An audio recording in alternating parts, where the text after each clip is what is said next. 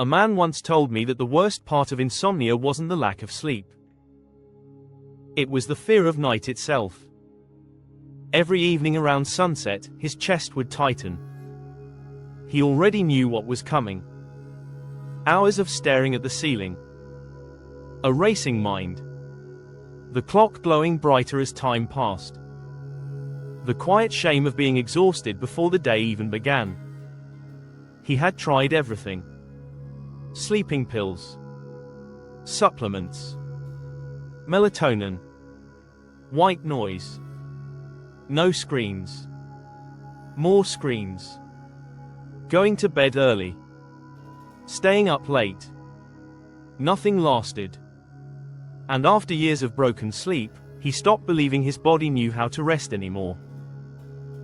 If you've been there, if your sleep schedule feels completely broken, you need to hear this first: you are not broken.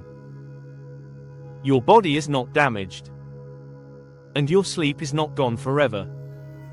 Sleep schedules don't break overnight. And they don't fix overnight either, but they can reset faster than you think when you understand what's really happening.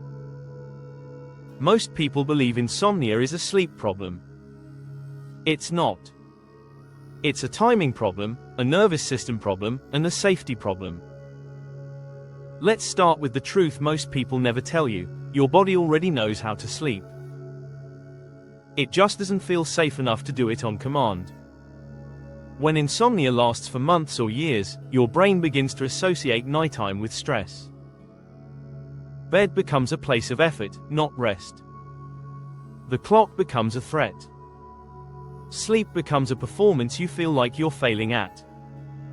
So when you try to fix your sleep schedule by forcing earlier bedtimes, strict rules, or pressure, your nervous system resists even more. Sleep never responds to force. Sleep responds to safety and rhythm. The man I mentioned earlier didn't fix his sleep by trying harder. He fixed it by doing something counterintuitive. He stopped chasing sleep and started rebuilding trust with his body. To understand how to fix your sleep schedule fast, even after years of insomnia, you need to understand how sleep timing actually works. Your body runs on an internal clock called the circadian rhythm. This clock doesn't care what time you want to sleep. It responds to light, movement, consistency, and emotional safety. Years of insomnia usually mean this clock has drifted, not disappeared. Think of it like a watch that's running late. You don't throw it away. You reset it gently. Here's the first hard truth: the fastest way to fix your sleep schedule is not by going to bed earlier. That surprises most people. But going to bed earlier when your body isn't ready creates frustration, anxiety, and hyper-alertness. Your brain learns bedtime is stressful, and sleep moves even further away. Instead, sleep schedule repair starts with waking time, not bedtime. No matter how little you slept, the single most powerful reset signal you can give your body is waking up at the same time every day. Not most days. Not when I sleep well. Every day. This feels brutal at first. But it works because your body builds sleep pressure throughout the day. When wake time becomes consistent, sleep pressure becomes predictable. Predictability creates safety. Safety invites sleep. The man with insomnia resisted this at first. He thought, if I wake up early after no sleep, I'll be ruined. But something surprising happened. After a few days, his body began to feel sleepy earlier, naturally. Not forced. Not panicked. Naturally. That's how you fix a sleep schedule fast, by letting sleep come to you instead of chasing it. Now let's talk about why insomnia often lasts for years. Long-term insomnia is rarely about sleep itself. It's about overstimulation, mental, emotional, and nervous system overstimulation. Your brain is stuck in alert mode. Even when you're exhausted, your nervous system is still scanning for danger. This is why you can feel incredibly tired but wide awake at night.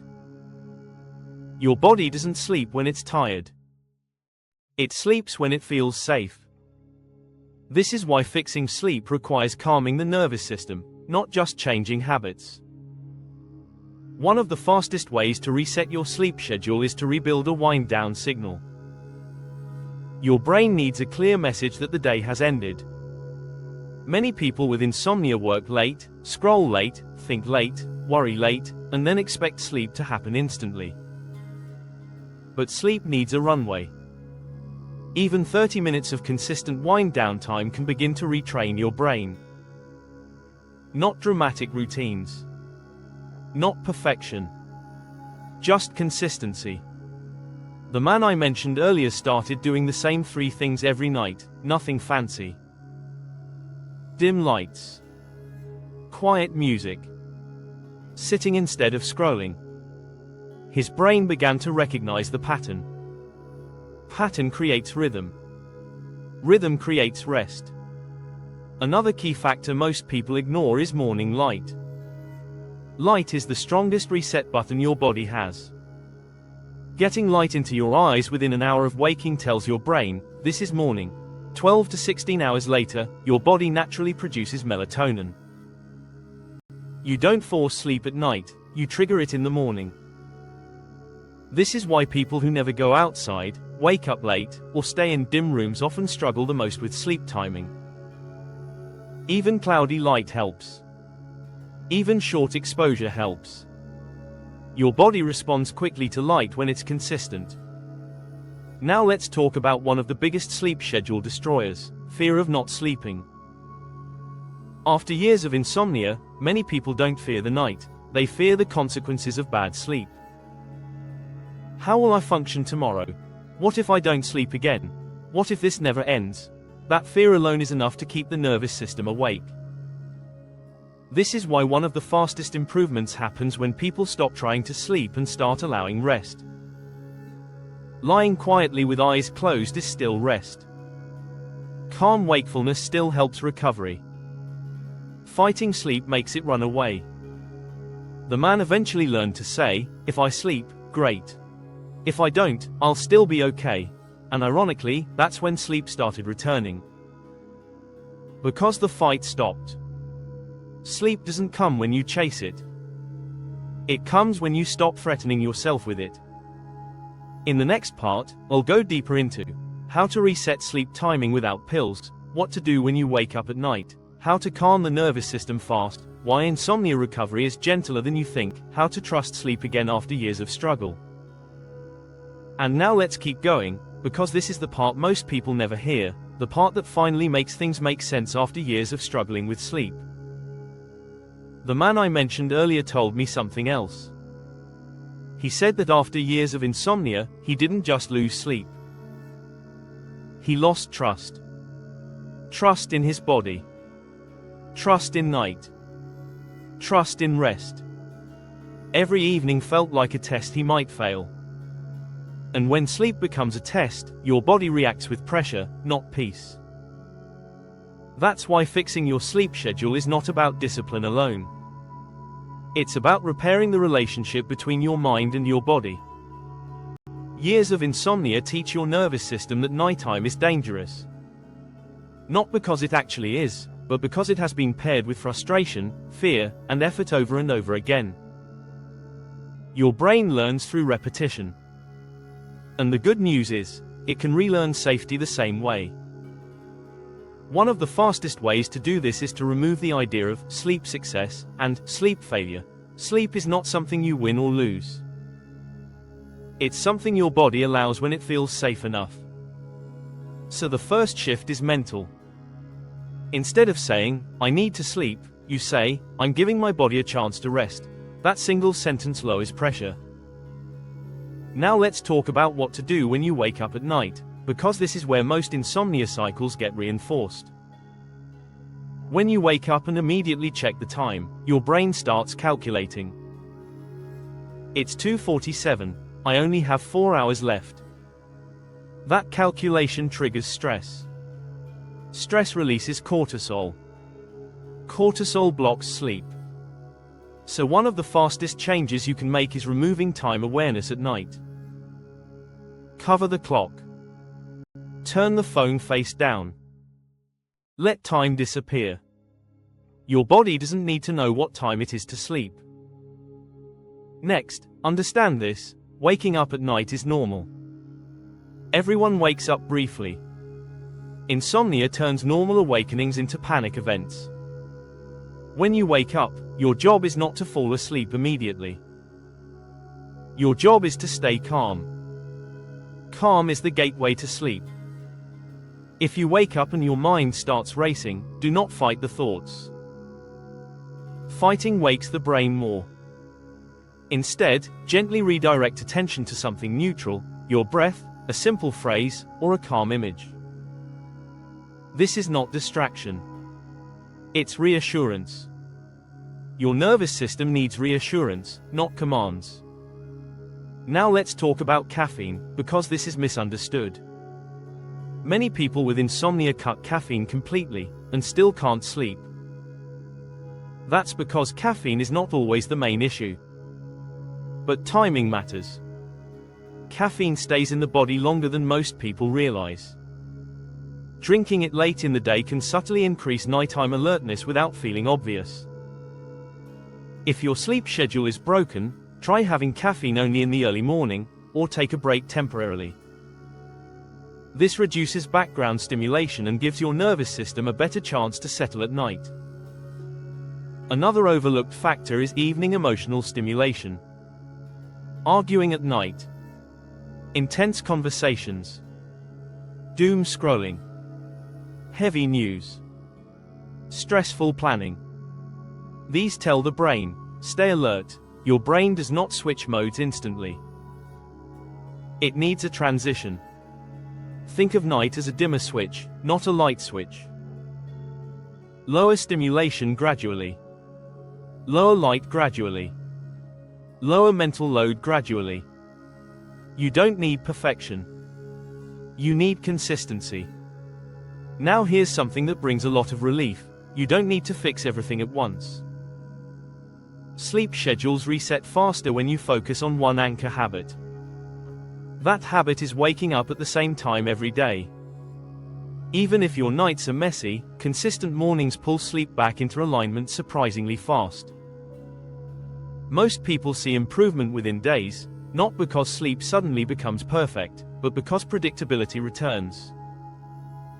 Predictability reduces fear. Fear blocks sleep. The man eventually noticed that even on nights he slept poorly, his days felt less chaotic. And because his days were calmer, his nights slowly followed. Sleep is a 24-hour process, not a nighttime event. Now let's talk about naps. When your sleep schedule is broken, naps feel necessary, but they can delay nighttime sleep if they're too long or too late. If you must nap, keep it short and early. Think of naps as a temporary support, not a replacement for night sleep. Sleep pressure needs to build. Pressure brings sleep naturally. Another important piece is self-compassion. People with insomnia are often extremely hard on themselves. They blame themselves. They criticize their bodies. They panic over bad nights. But stress is not corrected by more stress. Speak to yourself the way you would speak to someone you love. This is hard. I'm doing my best. My body is learning again. Those thoughts calm the nervous system more than any technique. And now something very important: sleep improves when life feels safer. If your days are full of pressure, unresolved conflict, constant urgency, or emotional overload, your nights will reflect that. You don't need to fix your whole life, but small changes help. Setting one boundary. Releasing one expectation. Letting one thing go. Sleep responds to emotional safety. The man eventually realized his insomnia was connected to years of pushing himself too hard. When he slowed down, not everywhere, just enough, his sleep followed. Now let's talk about why this can feel slow at first. Sleep recovery is not linear. You might sleep better one night and worse the next. That doesn't mean it's not working. It means your nervous system is adjusting. Trust the trend, not the night. When you stop judging each night, your body relaxes. When your body relaxes, sleep comes easier. Here's the truth most people never tell you: you don't fix sleep by controlling it. You fix sleep by supporting it. And support looks like consistency, gentleness, patience, safety. In the final part, I'll bring everything together and show you how to trust sleep again after years of insomnia, why letting go speeds up recovery, what success really looks like, how to live well even while sleep is healing. And now we come to the final part, the part that brings everything together and helps your body finally exhale. Because if you've lived with insomnia for years, what you need most is not another trick, another rule, or another system. What you need is reassurance. The man I told you about eventually said something that still stays with me. He said, "The night I stopped trying to fix my sleep was the night my sleep started fixing itself." That sentence holds more truth than most sleep advice you'll ever hear. Years of insomnia create a belief that sleep is fragile. That one bad night will ruin everything. That you must protect sleep at all costs. But sleep is not fragile. It is resilient. It returns when the conditions are right. Your job is not to force sleep. Your job is to create the conditions where sleep feels safe to return. And those conditions are simpler than you think. First, trust that your body remembers how to sleep. Even if it's been years. Even if nights feel chaotic.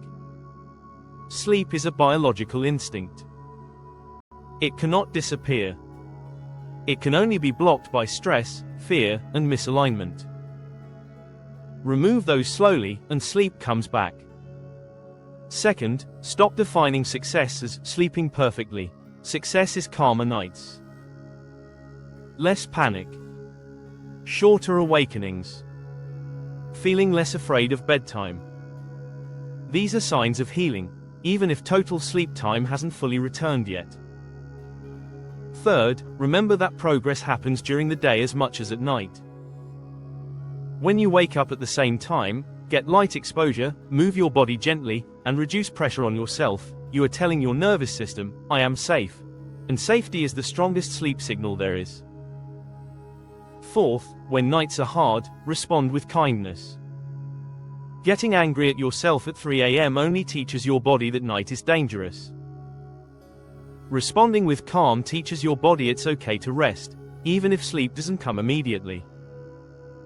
Lying quietly. Breathing slowly. Letting thoughts pass. This is not wasted time. This is healing time. Fifth, understand that insomnia often improves in layers. First, the fear reduces. Then the awakenings shorten. Then sleep deepens. Then the schedule stabilizes. It rarely all happens at once. And that's okay. You don't need to rush healing. Rushing is what taught your body to stay alert in the first place.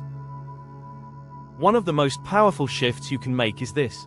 Stop asking, "Will I sleep tonight?" and start asking, "How can I support my body today?" Support looks like consistency instead of perfection, gentleness instead of force, patience instead of panic. And here's something deeply reassuring: even on nights you sleep poorly, your body still recovers more than you think. The human body is remarkably adaptive. You are not as fragile as insomnia makes you feel. This is why letting go of fear changes everything. Sleep comes back when it's no longer treated like a threat. The man eventually slept through the night again. Not because he chased it, but because he stopped fighting himself. His sleep schedule slowly aligned. His nights softened. His fear faded. And the most important thing he learned was this: insomnia was not his enemy. It was his body asking for safety, rhythm, and rest. Your sleep schedule is not broken. Your body is not failing you. Your nervous system is asking for gentleness. If you take one thing from this entire video, let it be this: sleep does not need to be fixed. It needs to be allowed. And when you stop forcing, stop fearing, and start trusting again, your body remembers exactly what to do. Rest will return. Rhythm will return. Sleep will return. Not all at once. Not overnight. But naturally. And when it does, you'll realize something powerful: you were never broken. You were healing.